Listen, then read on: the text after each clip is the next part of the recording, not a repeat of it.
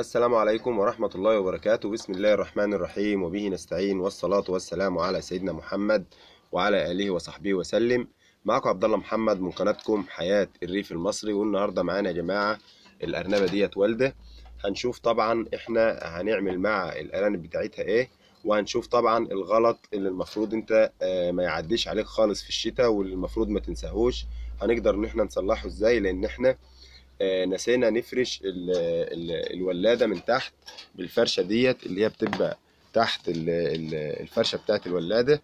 فطبعا الأرانب دلوقتي سجعانة يا جماعة، ومش عارفين طبعا ان احنا نشيل العش كله بالكامل عشان نحط الفرشة ديت. فهنشوف طبعا ان احنا هنحطها ازاي من تحت من غير ما نشيل العش كله.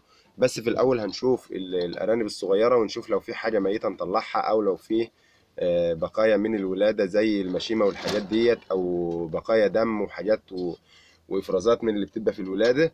لأن طبعا في الشتاء يا جماعة لازم إن أنت ما تخليش العش رطب أو فيه أي بلل، سواء كانت الأرنبة مثلا ممكن تتبول في العش. بعض الأرانب ممكن تعمل بول في العش، تخلي العش مبلول، أو مطرح الولادة. الكلام ده كله يا جماعة لو الأرانب الصغيرة باتت على الفرشة المبلولة ديت هتصبح طبعا كلها ميتة.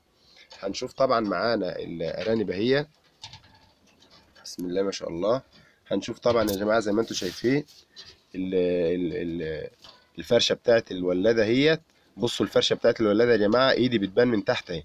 طبعا كده يا جماعه في فصل الشتاء غلط، لان طبعا الارانب الصغيره دي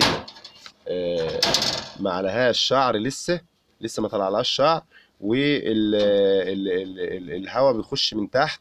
فطبعا الارانب الصغيره ديت بتاخد برد وبتبدا ان هي تسجع وتموت، بالذات لو العش كان مبلول. فهنشوف طبعا مع بعض، هنعد الارانب الاول نطلعها في حاجه ونشوف هما كام، وبعدين هنبدا ان احنا نحط الفرشه تحت الفرشه ديت من تحت، نحط الكرتونه تحت الفرشه دي من تحت. هنشوف الارانب هم مع بعض يا جماعه.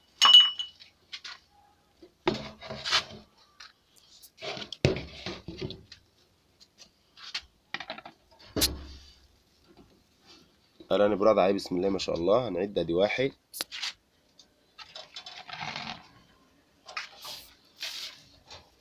2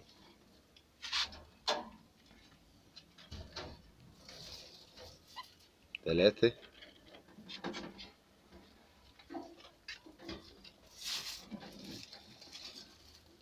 4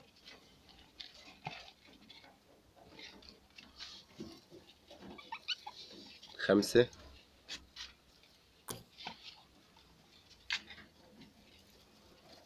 6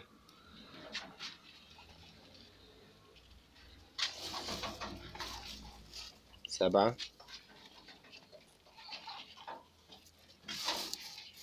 وطبعا هندور في العش لو في اي حاجه ميته او اي حاجه. طبعا العش يا جماعه بالخروش، هو ما فيهوش اي حاجه، ما فيهوش اي حاجه رطبه ولا اي حاجه. والارانب اهي قدامكم بسم الله ما شاء الله. الارانب يا جماعه رضع زي ما حضراتكم شايفين اهيت، بس طبعا السجعه دي غلط عليه. فهنشوف طبعا هنحط الارانب دولت فوق هنا كده، وهنجيب الفرشه دي من تحت وهنحطها كده. طبعا هنحط الفرشه دي كده من تحت وهنزج، ندخلها من جنب كده، بنزج بايدينا يا جماعه من الجنب التاني اهو.